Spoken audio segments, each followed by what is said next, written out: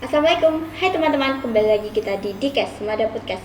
Kali ini dengan aku Daniela Belvanala Adelia. Kali ini kita kedatangan narasumber yang gak kalah keren juga nih teman-teman. Kira-kira siapa ya? Ini dia. Halo teman-teman semuanya, perkenalkan kami perwakilan dari Ekskul PMR Wira Dewa Ruci SMA Negeri 2 Trenggalek. Perkenalkan, saya Zulfalina Amalia dan rekan Saya Devin Aldi Putra Pratama. Dan kami dari perwakilan Ekskul PMR Wira Dewa Ruci akan membawakan podcast pada siang kali ini. Nantikan ya teman-teman.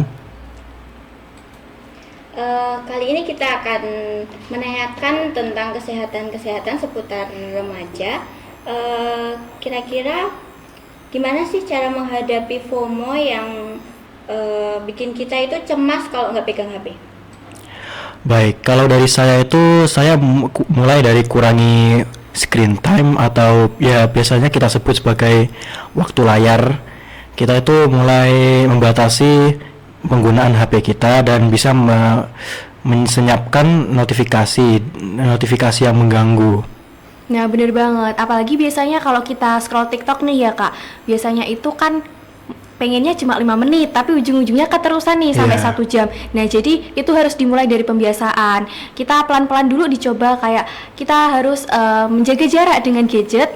Mungkin sehari aku harus bermain gadget cuma selama 2 jam gitu. Jadi ketika kita sudah melakukan itu dengan terbiasa, nanti lama-kelamaan akan muncul kebiasaan baik seperti itu.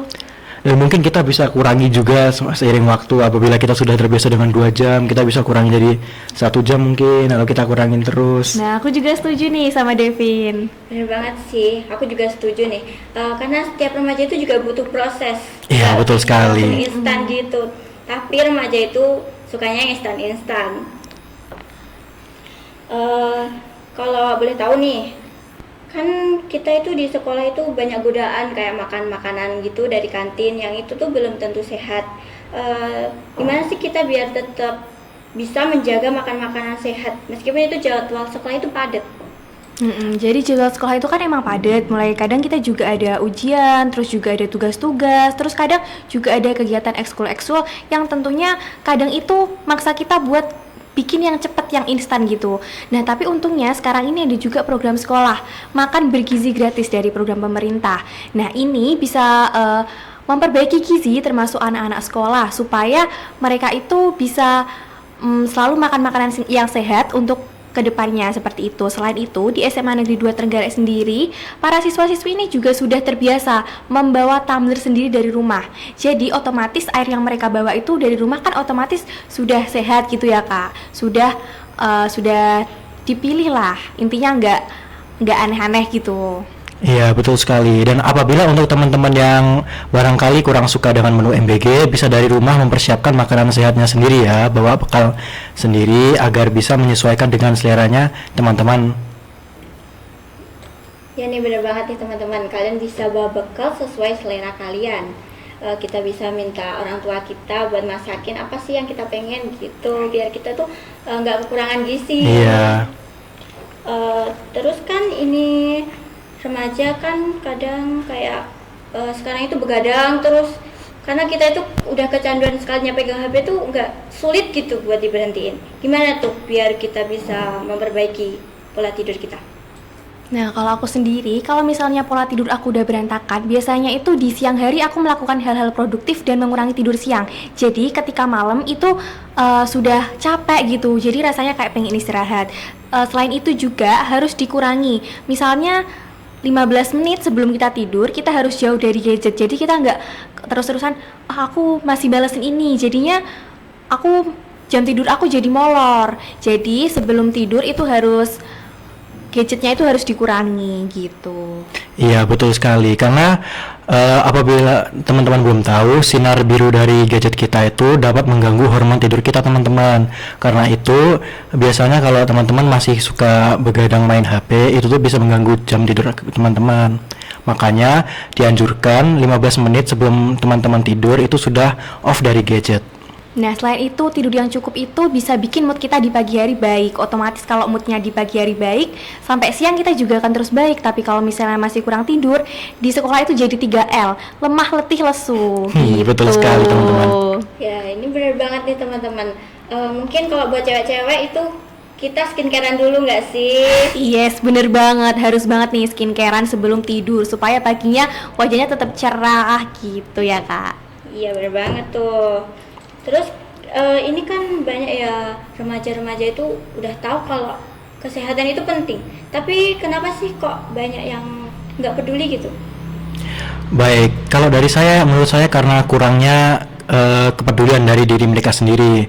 Mereka itu lebih suka sesuatu hal yang instan begitu, karena mereka itu malas sekali mempersiapkan sesuatu. Banyak dari teman-teman kita mungkin ada yang suka makan mie instan, mungkin beli-beli di mitra-mitra online untuk membeli makanan dan tidak mempersiapkan makanannya sendiri, padahal itu lebih sehat dan lebih bergizi tentunya teman-teman. Nah iya, apalagi kalau misalnya kita udah masuki fase remaja, apalagi di SMA, kadang-kadang kita sibuk, jadinya kita makannya itu juga masih berantakan. Tapi kembali lagi, itu termaksud juga ke kesadaran teman-teman. Jadi remaja itu perlu diberikan banyak sosialisasi, kemudian banyak edukasi terkait pentingnya makanan bergizi. Jadi ketika mereka misalnya ini, ketika mereka sibuk, mereka tetap ingat bahwa aku juga harus makan yang sehat untuk masa depanku juga, karena makanan apa yang kita makan hari ini itu akan mempengaruhi masa depan kita juga. Wah bener banget tuh teman-teman. Jadi kita tuh harus jaga kesehatan kita itu dari sekarang buat masa depan nanti.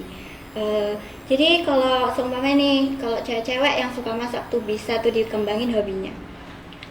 Kira-kira gimana sih kalau cara menyaring konten-konten yang lewat tuh di FYP kita tentang kesehatan, padahal itu kan belum tentu ya benar atau enggaknya.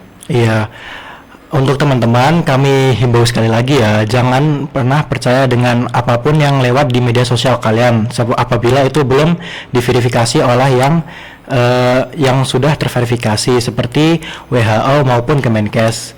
Karena apapun yang lewat di media sosial Anda apabila belum terverifikasi itu faktanya belum divalidasi. Apalagi nggak dapat dipungkiri juga kita hidup di era digital, otomatis apapun yang kita lakukan itu selalu berhubungan dengan digital.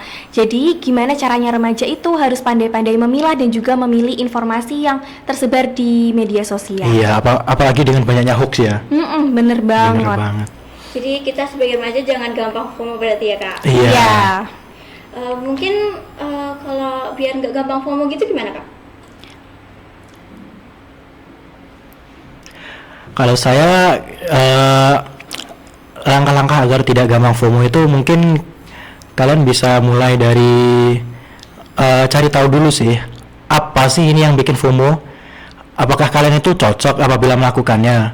Mungkin barangkali hal yang bikin FOMO itu hal-hal yang sebenarnya berdampak negatif atau kurang baik bagi kalian. Apakah kalian akan tetap melakukannya? Maka apabila Anda melihat tren atau apapun itu di media sosial ya teman-teman, pikirkan sekali lagi agar Anda tidak terjerumus maupun agar Anda tidak menyesalinya. Jadi nggak semua yang FOMO itu baik, masih tetap perlu dipilah dan juga dipilih. Itu ya teman-teman. Kira-kira nih untuk mengelola pikiran kita, kan kadang itu anak sekolah itu stres sama ujian, tugas-tugas sekolah, terus nanti kalau ketambahan ekskul gitu gimana tuh kak? Kalau aku, misalnya aku sedang stres, biasanya aku itu melakukan hobi. Kan banyak tuh hobi yang bisa dilakukan ketika kita sedang stres. Mungkin juga olahraga ataupun dengerin musik. Jadi kalau misalnya kita ngelakuin hobi kita, mungkin akan meredakan stres kita dan juga nggak bikin kita kepikiran terus nih. Dan juga selain itu, ada juga manajemen waktu. Kita perlu mengatur mana yang perlu diprioritaskan terlebih dahulu. Iya, betul sekali. Karena kita itu tidak perlu cari pusing tentang apa yang sudah terlalu jauh di depan. Kita itu harus fokus dengan apa yang sebenarnya sudah dekat dengan kita. Jadi ya teman-teman, kalian tuh kalau ada pikiran tuh jangan dibawa berat gitu, karena itu tuh bisa bikin stres kan jadinya. Terus kalau kan remaja-remaja itu tuh harus ada komunikasi gitu ya kan. Kira-kira kalau komunikasi terbuka dengan orang tua dan guru itu tentang masalah kesehatan gimana kak? Menurut aku penting banget ya, apalagi kalau misalnya kita mengalami masalah kesehatan lalu kita tidak mengkomunikasikan dengan guru atau orang tua, ketika akan semakin parah tentunya akan berbahaya kan. Mungkin kita bisa menceritakan dulu kepada teman kalau misalnya masih belum nyaman, tapi juga harus dipilah dan dipilih ya, kan kadang teman itu tidak semuanya bisa menjaga rahasia. Terus juga kalau misalnya kita udah mulai nggak nyaman nih sama masalah kesehatan kita, mungkin bisa dikomunikasikan dengan orang tua dan juga guru, karena orang tua dan guru akan sangat membantu dan juga lebih membantu daripada mungkin kita cerita ke teman kita. Kenapa? Karena misalnya kita cerita ada masalah kesehatan, maka akan dirujuk ke fasilitas kesehatan terdekat. Jadi kita bisa melihat kondisi kesehatan kita, apakah ada yang perlu ditindaklanjuti atau tidak gitu. Iya, betul sekali. Jadi kalau mungkin kita orang-orang yang introvert gitu, jadi kita harus tetap terbuka gitu, jangan dipendam sendiri ya teman-teman kalau ada masalah gitu. Jadi kita tuh harus saling terbuka, meskipun ya itu tergantung kaliannya ya, itu harus kalian tuh punya teman dekat gitu buat tempat cerita. Sebelum itu ada pesan kesan gitu untuk teman-teman yang lagi nonton tuh. Untuk teman-teman, dari percakapan kita kali ini saya bisa memberitahu teman-teman bahwa menjaga kesehatan remaja itu bukan cuman menjaga kesehatan fisik kalian ya, menjaga kesehatan mental itu juga penting bagi kalian, karena apabila kalian itu sudah sehat secara raga tapi kalian itu tidak sehat secara mental, kalian itu juga akan kelelahan dalam melakukan aktivitas sehari-hari. Dan kesehatan remaja itu bukanlah suatu tujuan akhir, melainkan sebuah perjalanan yang akan terus berjalan terus. Bener banget. Kalau pesan dari aku juga buat para remaja, kita perlu menjaga kesehatan kita, terutama kesehatan mental. Karena apabila kita stres, tentunya juga akan mempengaruhi kita di masa depan. Kalian boleh merencanakan masa depan, tapi untuk sekarang kalian juga harus menjaga kesehatan, supaya masa depan kalian lebih terencana dan juga lebih indah. Ini ya teman-teman, pesan-pesan dari kakak-kakak kita kali ini. Tidak terasa kita udah berada di penghujung podcast kali ini. Terima kasih untuk Kak Devin dan Kak Zulfa. Saksikan podcast selanjutnya. Sampai jumpa. Saya Daniela Belvanala Adelia pamit undur diri. Wassalamualaikum warahmatullahi wabarakatuh. Bye bye. Bye bye.